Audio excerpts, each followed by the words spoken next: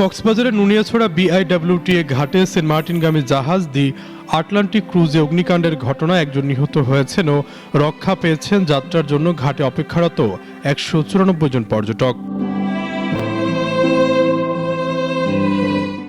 শনিবার ২৭ ডিসেম্বর সকাল ৭টা কক্সবাজারের নুনিয়াছড়া বিআইডব্লিউটিএ ঘাট তখন পর্যটকদের পদচারণায় মুখর। ঠিক তখনই ঘটে এক ভয়াবহ দুর্ঘটনা। সেন্ট মার্টিনগামী পর্যটকবাহী জাহাজ দি আটলান্টিক ক্রুজে হঠাৎ দাউ দাউ করে জ্বলে ওঠে আগুন।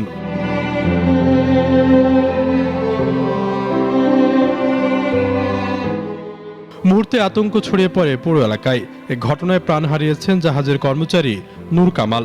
জানা যায় আগুনের সময় তিনি একটি কক্ষে ঘুমন্ত অবস্থায় ছিলেন। পরে ফায়ার সার্ভিস কর্মীরা তার ভস্মীভূত মরদেহ উদ্ধার করে। একটা লঞ্চ আটলান্টাস, এটাতে আগুন লেগেছে। আমরা এসে আগুন দেখতে পাই, আমরা সাথে সাথে নির্বাপন কার্য পরিচালনা করি। তারা জানা যায় একটা শর্ট সার্কিট করছিল, ওখানে আগুনটা লেগে ওখান থেকে আমাদের একজন ঘুমন্ত আছে শুনছি, আমরা ওখানে সার্ভ করতেছি। ওনাদের আছে না ওনারা যাত্রী তোলার জন্য আসতেছিল, এই জন্য ওনারা সবাই ব্যস্ত ছিল, যার ওনারা সেই জন্য ভিতরে কেউ ছিল না বলছে, একজন শুধু ঘুমন্ত ছিল বলছে।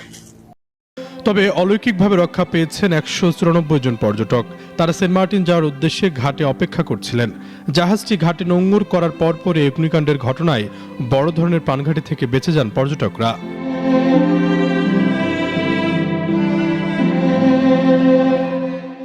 ঘটনার কারণ অনুসন্ধানে জেলা প্রশাসকের পক্ষ থেকে দ্রুত একটি তদন্ত কমিটি গঠন করা হয়েছে।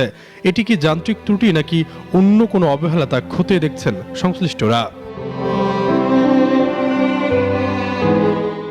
গত ১ ডিসেম্বর থেকে কঠোর বিধিনিষেধের মধ্যে কক্সবাজার সেন্ট মার্টিন রুটে পর্যটনবাহী জাহাজ চলাচল শুরু হয়।